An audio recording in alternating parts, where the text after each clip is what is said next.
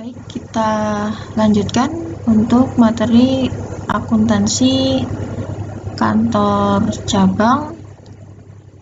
Di video yang kedua ini, sesi 2 ini, saya akan memberikan contoh transaksi antara kantor pusat dengan kantor cabang, juga transaksi antar kantor cabang.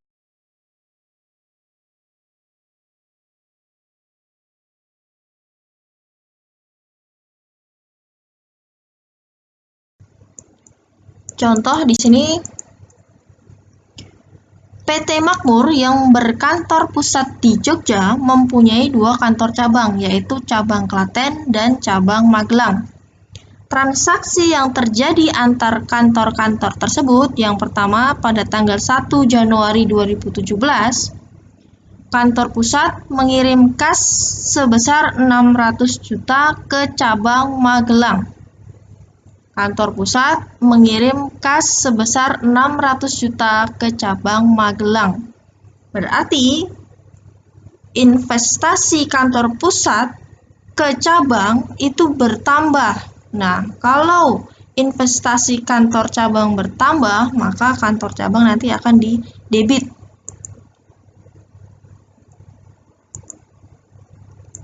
Oke, di pembukuan kantor pusat, maka jurnalnya adalah kantor cabang Magelang, kreditnya kas 600 juta.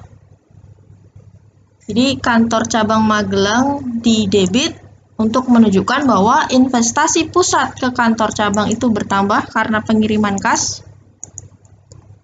600 juta. Kemudian di cabang Magelang yang menerima uang, maka hak kantor pusat juga akan bertambah. Tadi kantor pusat itu saldonya di sisi ekuitas, berarti sisi kredit. Berarti kalau bertambahnya di sisi kredit. Maka bagi kantor cabang Magelang mencatatnya adalah debit kas kredit kantor pusat 600 juta. Oke, itu contoh untuk pengiriman kas dari pusat ke cabang Magelang. Contoh berikutnya, tanggal 20 Januari, atas otorisasi kantor pusat, cabang Klaten mengirim kas sebesar 300 juta ke cabang Magelang.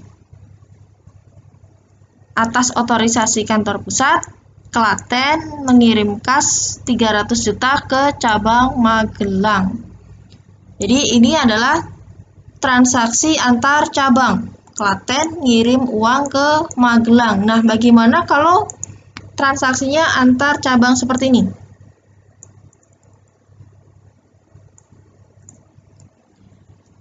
Jadi, kalau misalkan ada transaksi antar cabang, maka secara teknis kantor cabang Klaten mengirimkan 300 juta ke cabang Magelang bisa langsung transfer. Tapi secara akuntansi, maka kantor cabang Klaten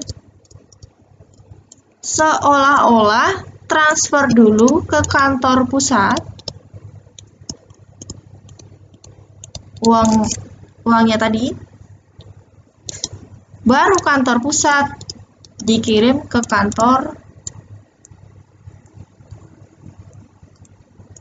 cabang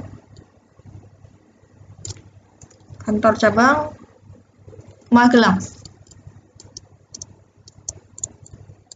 Jadi secara teknis bisa langsung transfer antara Klaten ke Magelang, tapi secara akuntansi maka pencatatannya seolah-olah Klaten ditransfer dulu ke kantor pusat, baru kantor pusat ke kantor cabang Magelang. Maka pencatatannya seperti ini.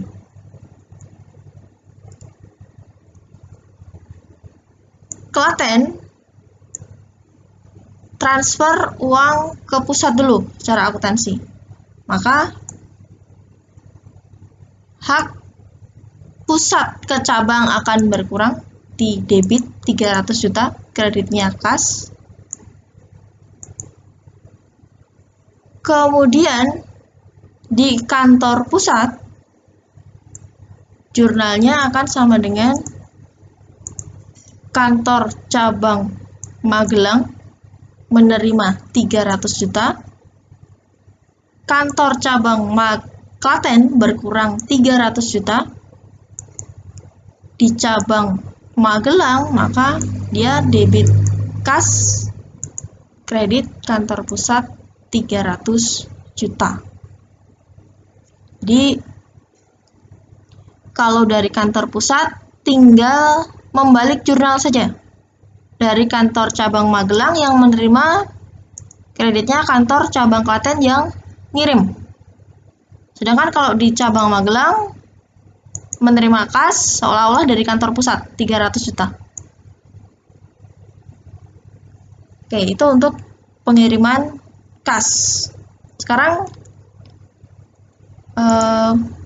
kalau contoh untuk mencatat pengiriman barang. Contoh transfer barang antar cabang.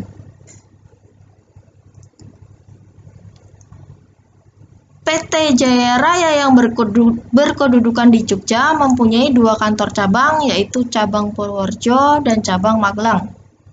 Transaksi yang terjadi antar kantor-kantor tersebut, yang pertama tanggal 10 Januari 2017, kantor pusat mengirim barang dagangan ke Purworejo sebesar 12 juta dengan biaya angkut 100.000. Pusat ngirim barang ke cabang, berarti investasi pusat ke kantor cabang bertambah, maka jurnalnya waktu pusat kirim ke cabang maka jurnalnya debit kantor cabang Purworejo, berarti investasi pusat ke cabang Purworejo bertambah. Kreditnya pengiriman barang ke Purworejo sebesar kos, kemudian juga pusat membayar biaya angkut 100.000. Berarti klaim pusat ke cabang 12.100.000. Di cabang Purworejo maka jurnalnya debit pengiriman barang dari pusat sebesar 12 juta, beban angkutnya 100.000, kemudian akun kantor pusat ekuitasnya bertambah sebesar 12.100.000. Dari kos barang 12 juta, kemudian beban angkutnya 100.000. Berikutnya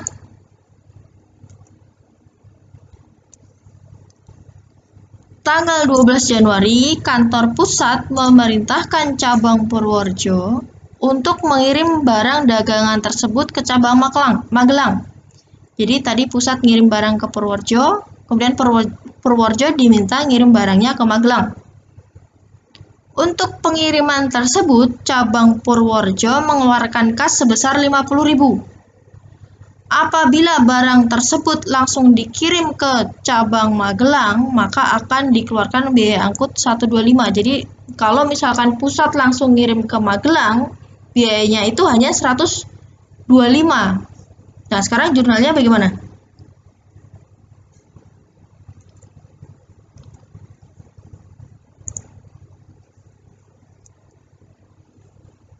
Oke, kita lihat dulu siapa yang ngirim. Purworejo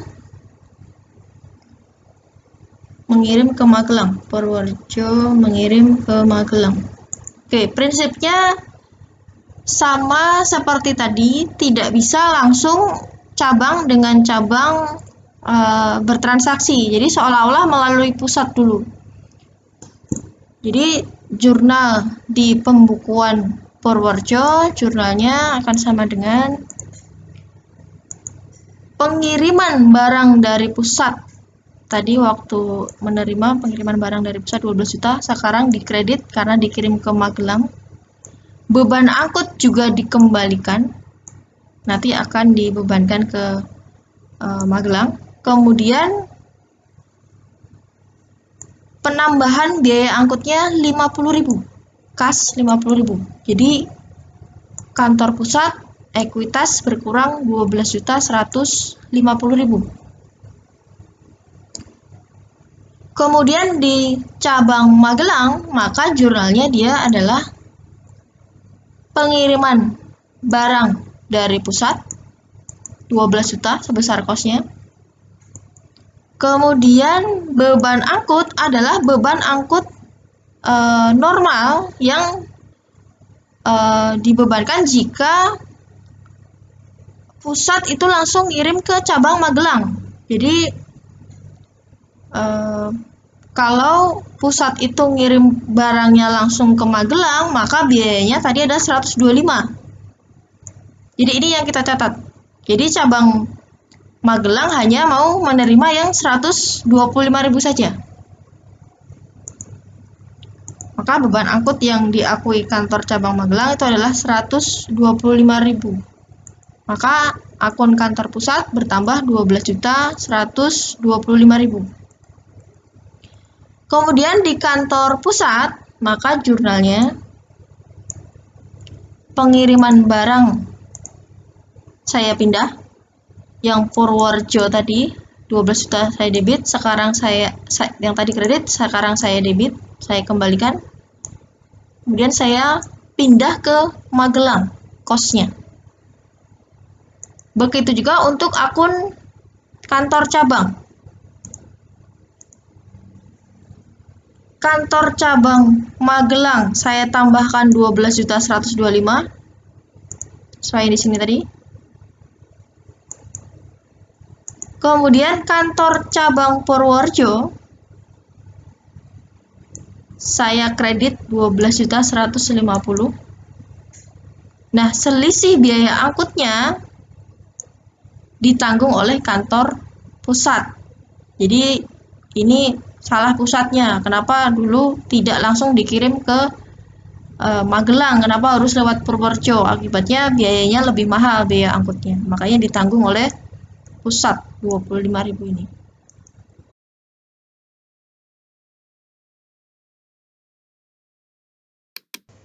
Oke, itu untuk materi di sesi kedua.